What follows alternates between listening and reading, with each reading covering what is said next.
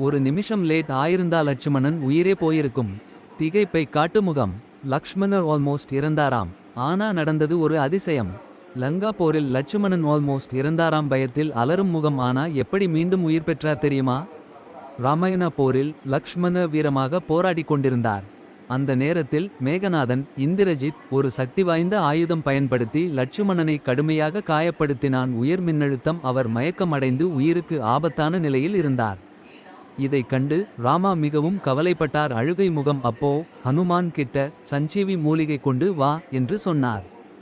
ஹனுமான் அந்த மலையை சென்றார். ஆனா எந்த மூலிகை என்று தெரியாமல் வலது நோக்கி காட்டும் விரல் முழு மலையையே தூக்கி கொண்டு வந்தார். வலுவான தசைகள். தீ சஞ்சீவி மூலிகையை பயன்படுத்தி லட்சுமணன் மீண்டும் உயிர் பெற்று எழுந்தார். அதனால் லட்சுமணன் சாவு இல்லை.